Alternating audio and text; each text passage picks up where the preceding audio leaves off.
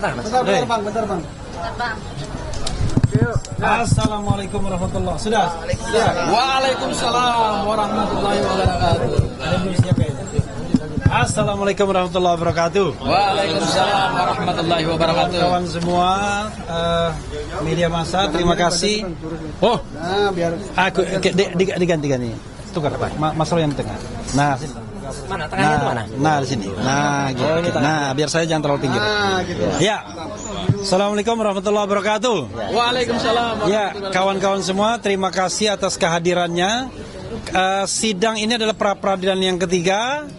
Sebentar saja karena kita hanya menyampaikan ganti kerugian, dan ini adalah kelanjutan dari dikabulkannya prapit pertama mengenai tidak sahnya penggeledahan, penangkapan, dan penahanan. Dan menurut KUHP, Kitab Undang-Undang Hukum Acara Pidana, Undang-Undang Nomor 20 Tahun 2025, ada hak bagi tersangka yang kemudian penangkapan dan penahanannya dinyatakan tidak sah untuk menuntut ganti rugi. Dan kita tadi sudah menyebutkan angkanya, 206 juta rupiah, baik kerugian material sebesar 106 juta rupiah maupun kerugian imaterial 100 juta rupiah. Nah, untuk kesempatan pertama kami memberikan pada teman kami yang tadi tidak sempat membacakan permohonan.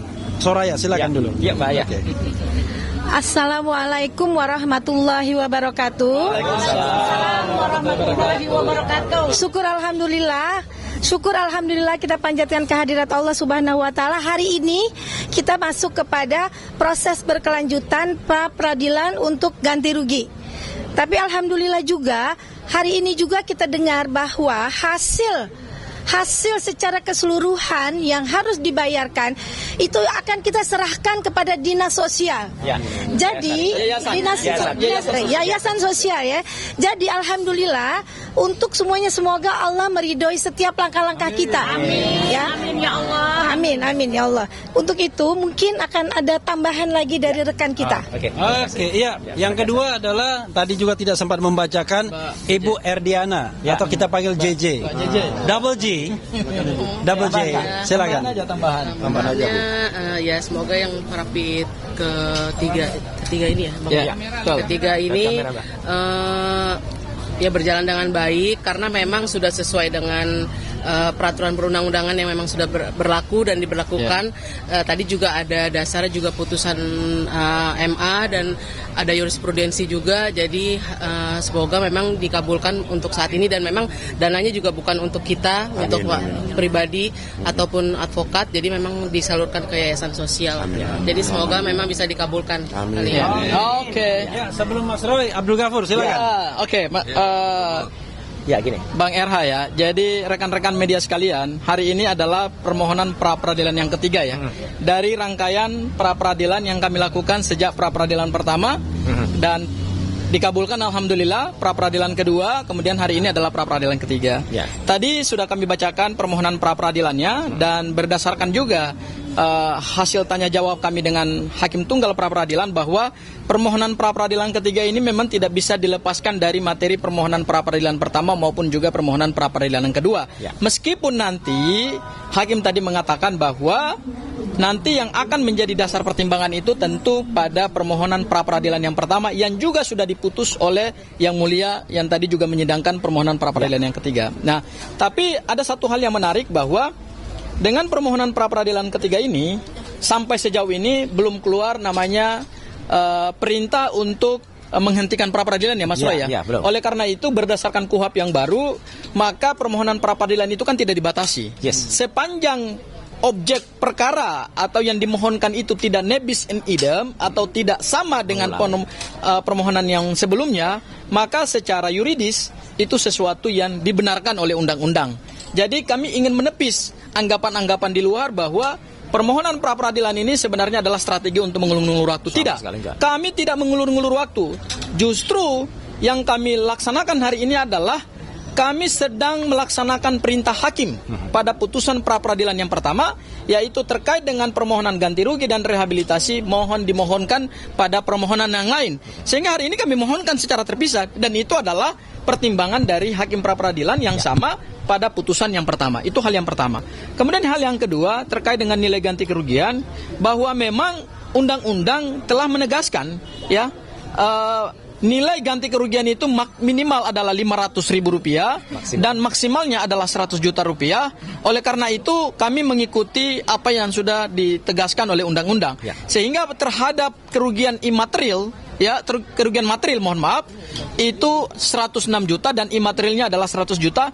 Dan insya Allah tadi kami tegaskan juga di hadapan hakim pra-peradilan, kalau nanti berkenan dikabulkan oleh hakim pra-peradilan, maka uang tersebut akan disumbangkan kepada yayasan sosial. Jadi tidak ada motif ekonomi di balik permohonan pra-peradilan ini. Dan yang ketiga adalah kami memohonkan ini untuk memberikan satu edukasi hukum, sekaligus juga mungkin contoh bagi para pencari keadilan. Jangan ragu dan jangan takut ketika saudara dikriminalisasi, saudara ditangkap, ditahan tidak sesuai dengan prosedur hukum. Saudara punya dua pilihan.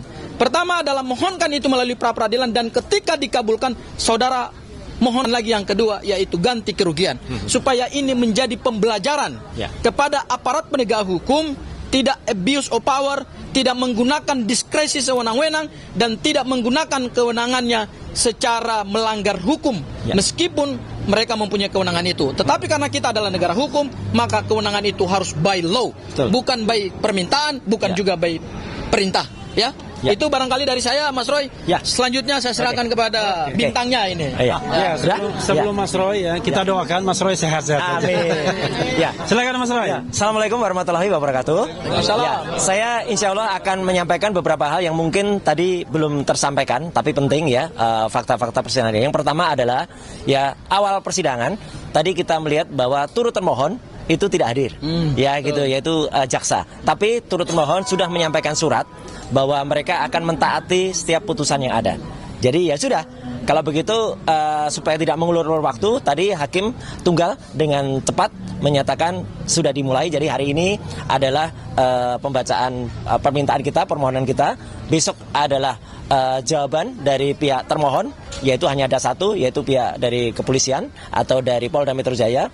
Kemudian kami akan menyampaikan replik, kalau kami akan menyampaikan replik, dan kemudian juga akan sampaikan duplik dari pihak termohon, gitu. Jadi itu dalam sehari.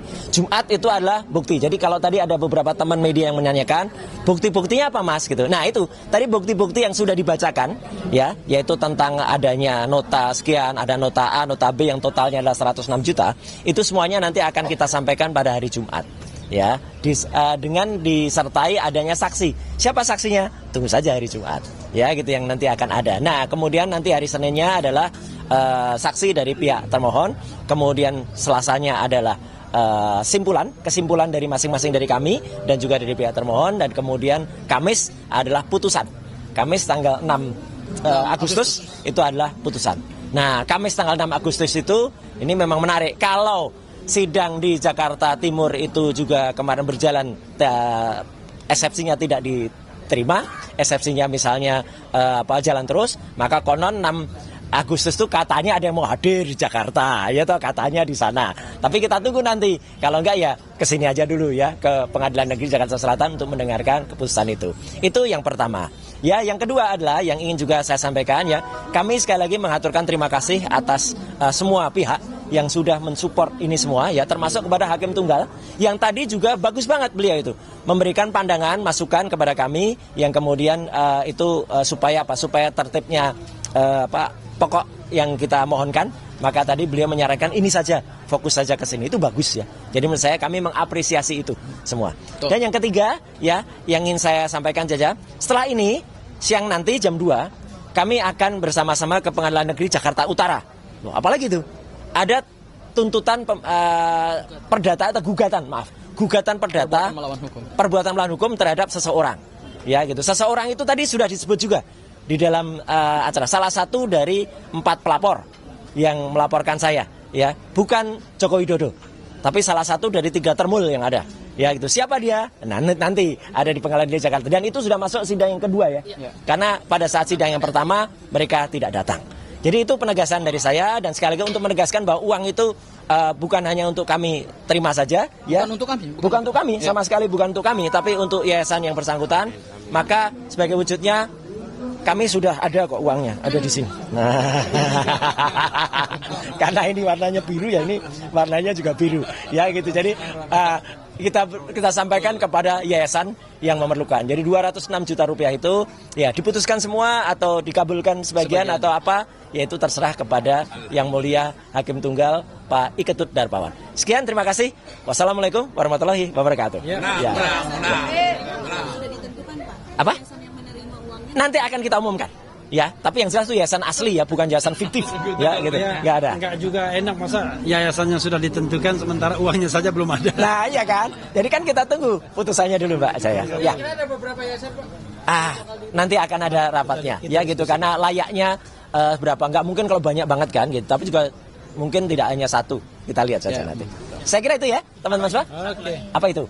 Tanggal 28 kemarin itu Pengadilan Negeri Jakarta Timur menerima revisi dakwaan dari jaksa. Oh, ada revisi ya. Nah, itu biar kuasa hukum aja yang lebih lanjut. Apakah nanti setelah dari 28 tanggal 3 nanti kalau nggak salah besok ya Kamis itu sidang, infonya apakah nanti kalau juga akan Pertama Ya. begini, informasinya itu valid ya?